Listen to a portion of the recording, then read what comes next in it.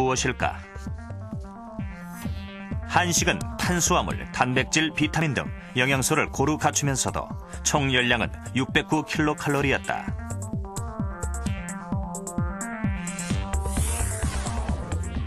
반면 패스트푸드는 비타민은 적고 탄수화물과 지방의 함량이 한식보다 2배 정도 높았는데 총 열량은 1109kcal로 한 끼 식사가 하루 권장량의 절반을 넘었다.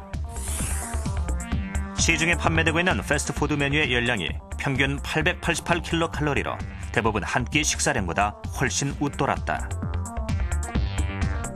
패스트푸드 식단 같은 경우는 사실상 열량이 높은데 이 열량의 높은 원인 중에 하나가 탄수화물하고 지방이거든요. 그리고 애들 성장에 필요한 단백질은 의외로 적어요. 그리고 비타민 A라든지 C가 한 끼 권장량보다도 더 적게 되어 있기 때문에 이런 패스트푸드를 먹었을 때는 반드시 뭐 야채라든지 또는 저녁 식사에서 육류를 갖다가 꼭 챙겨서 먹는다든지 이런 식으로 해서 보완을 해주셔야 돼요. 지난 2004년 11월 한 환경단체에서 한국판 슈퍼사이즈 밀을 제작하겠다고 나섰다. 참가자 윤광용 씨는 매 끼니로 패스트푸드를 먹었다. 실험 24일째 건강검진을 받은 윤광용 씨. 건강 상태는 심각했다. 3주 만에 체지방은 5.2kg 증가했고 간 수치는 70으로 증가해 위험했다.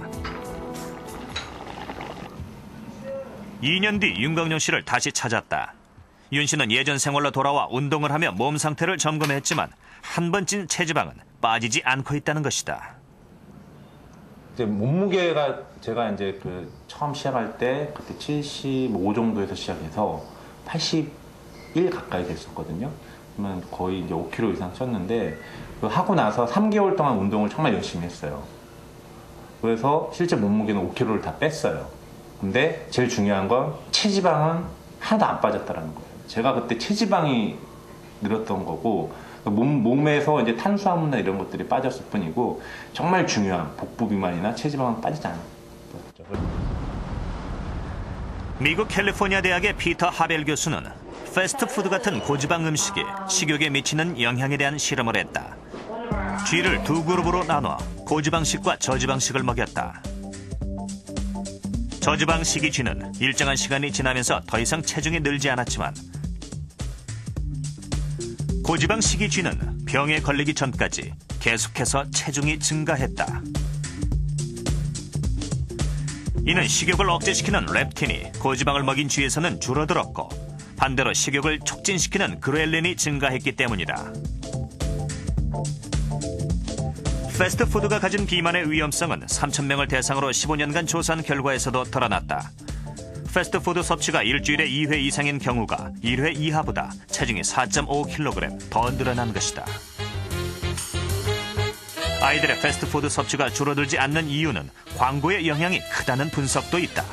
패스트푸드 광고가 아동의 패스트푸드 소비를 증가시킬 수 있다는 연구 결과가 보고되고 있습니다. 또한 미국과 영국에서 9시 이전에 TV 광고에서 패스트푸드 광고를 제한하자는 운동이 벌어지고 있기도 합니다. 아동에게 패스트푸드 광고에 대한 노출을 줄인다면 아동이 패스트푸드가 맛있다는 이미지를 형성하는 조건화를 통한 학습의 기회가 줄어들 수 있고 동시에 패스트푸드를 먹고자 하는 욕구를 줄일 수도 있습니다. 비만에서 벗어나 다시 건강해지기 위해 조금씩 노력 중인 형준이와 성필이. 엄마와 함께 하루 동안 먹은 음식을 기록하며 스스로 문제점을 알아가는 일도 빼놓지 않는다.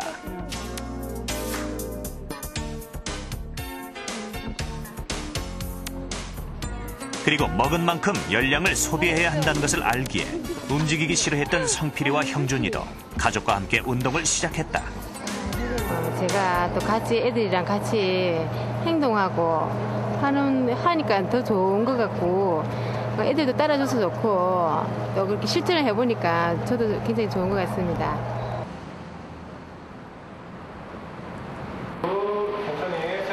한편 강호는 학교에서 운영 중인 비만 프로그램에 참여해 일주일에 3번 방과 후 친구들과 운동을 하고 있다.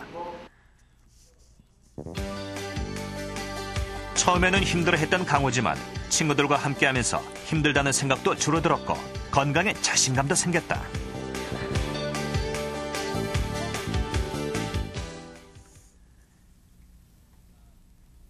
어린이 비만의 위험성이 알려지면서 비만을 예방하기 위한 교육의 필요성도 강조되고 있다.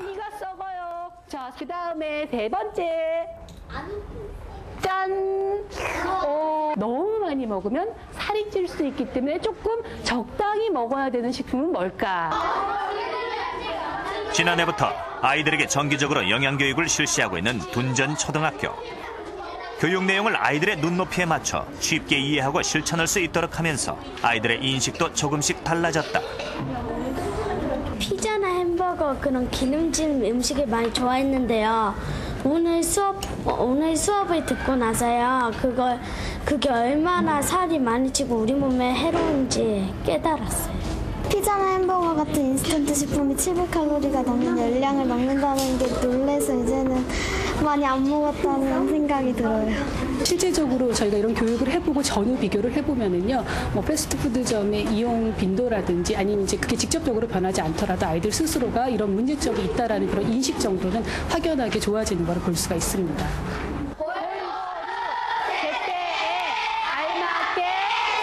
실제로 비만에 대한 학교 교육의 중요성과 성과는 이곳 어린이들을 대상으로 한 연구 결과를 통해서도 알 수 있다. 2005년 한림대 성심병원팀이 초등학생 약 400명을 대상으로 영양교육을 실시한 결과 총 콜레스테롤과 중성지방의 수치가 개선된 것으로 나타났다.